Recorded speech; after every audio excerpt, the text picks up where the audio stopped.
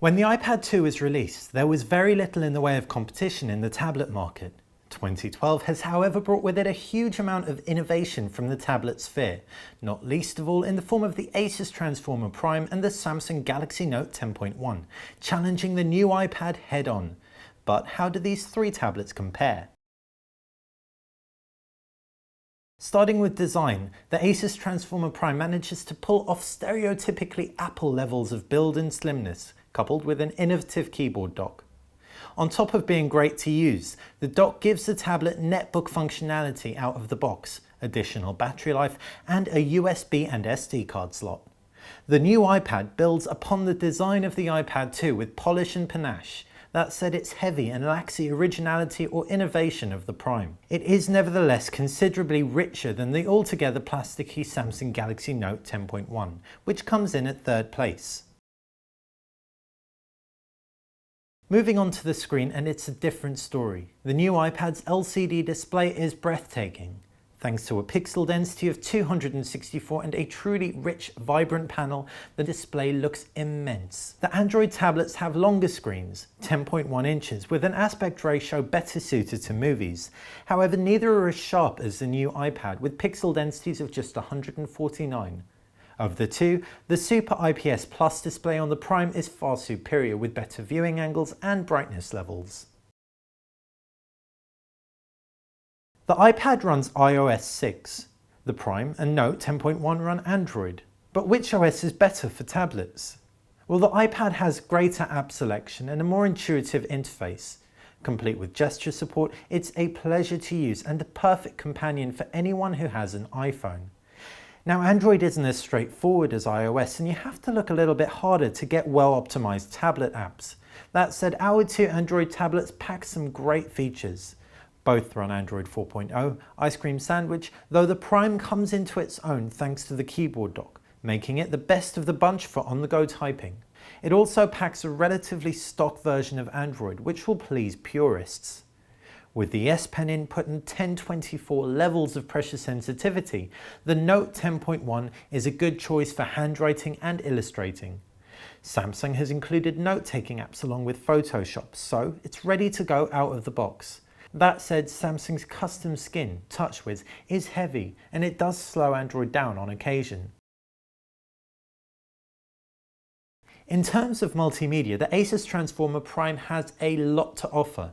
Its 8-megapixel camera has a flash, unlike the iPad, and the fantastic f2.2 lens means it lets a lot of light in. The keyboard dock makes for a great stand when watching movies, and Google's video rental service is getting better every day. Couple that with incredible codec support and any DIY movie watcher will be in heaven. In second place, it's a new iPad, which offers an altogether more simple movie watching experience. You don't get as much freedom to throw your own files on board. However, there is a huge amount of selection through iTunes.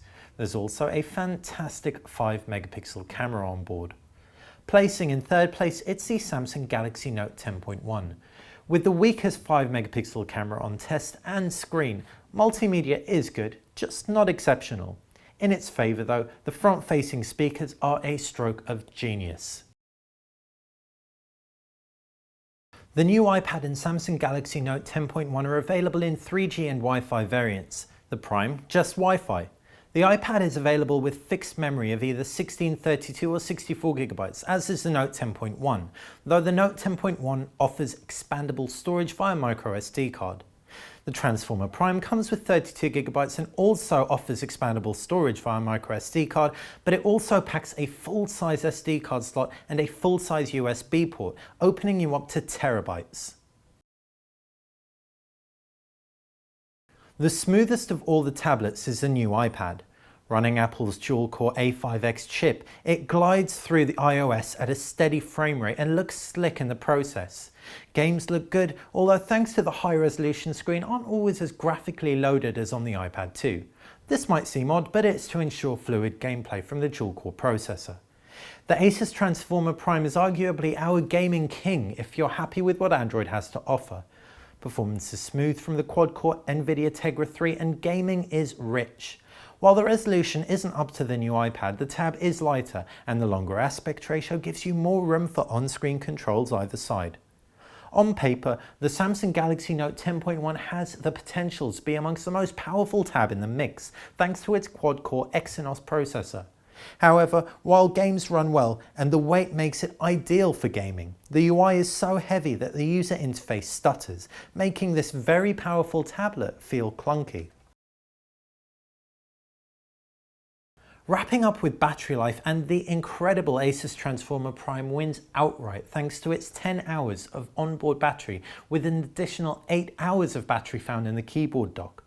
The new iPad places in second with around 9 to 10 hours and the Samsung Galaxy Note 10.1 in third with 8 to 9 hours. Overall, the new iPad is the simplest and still the best standalone tablet of the bunch.